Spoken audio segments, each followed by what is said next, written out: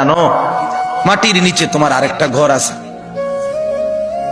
সেই ঘরের নাম তো কবর। আমার বান্দা, আল্লাহ যেন বলছে আমার বান্দা মাটির নিচের ওই ঘর, সে ঘর সাজাইবা না, সেটাও তো তোমারই ঘর। কি ভাই, শেষ বেলায় আমার বাপ, আমার ভাই, আমার বন্ধু, রাত অনেক হয়েছে, আমি ইচ্ছে থাকলেও লম্বা করতে পারবো না ভাই, আমারও ফিরে যাইতে হবে, কুমিল্লা ক্যান্টনমেন্ট যাইতে হবে।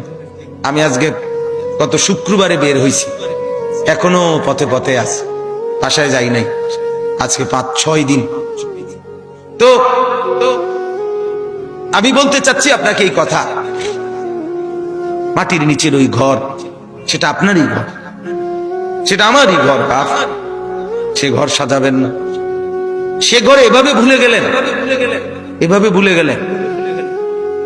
তো এই জন্য বলি, এটা যেন এমন মাটির উপরের এই ঘর যদি খাট পালং আর সোফা দিয়ে সাজে, আল্লাহর কসম মাটির নিচের আপনারই ওই ঘর সাজতে হলে জিকির আর তাসবিহ তেলাওয়াত লাগবে। এই ঘর সাজবে খাট পালং দিয়ে, ওই ঘর সাজবে জিকির তাসবিহ তেলাওয়াত দিয়ে, আল্লাহ তাআলার গোলামি দিয়ে। প্রতিটা সেজদা ওই ঘর সাজিয়ে দেবে, প্রতিটা জিকির ওই ঘর সাজিয়ে দেবে, প্রত্যেকটা বন্দেগী আপনার কবরের ঘর সাজিয়ে দেবে। কবর প্রতিদিন ডাক দিয়ে বলে আনা বাইতুদ দুধ, প্রত্যেকের কবর প্রত্যেককে ডেকে বলে, ও আল্লাহর বান্দা জানো আমি পোকামাকড়ের ঘর, পোকামাকড়ের ঘর।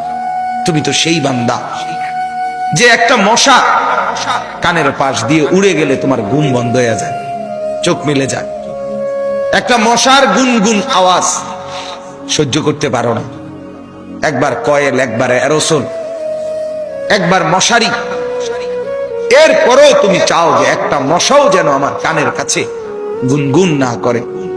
তো 5 ঘন্টার ঘুমের জন্য, 6 ঘন্টার ঘুমের জন্য বান্দা এই যত্ন নিলা, অনন্তকাল কিংবা বছরের পর বছর কবরের যে ঘুম দিবা, পড়ে থাকবা সেই ঘরে, পোকা মাকড়ের ঘর, সেই ঘরে তুমি ঘুমাইবা কেমনে, থাকবা কি? আমার বাপ, আমি থাকবো কিভাবে, আমি থাকবো কিভাবে বলে? ভাবেন, আমিও ভাবি, আপনিও ভাবেন।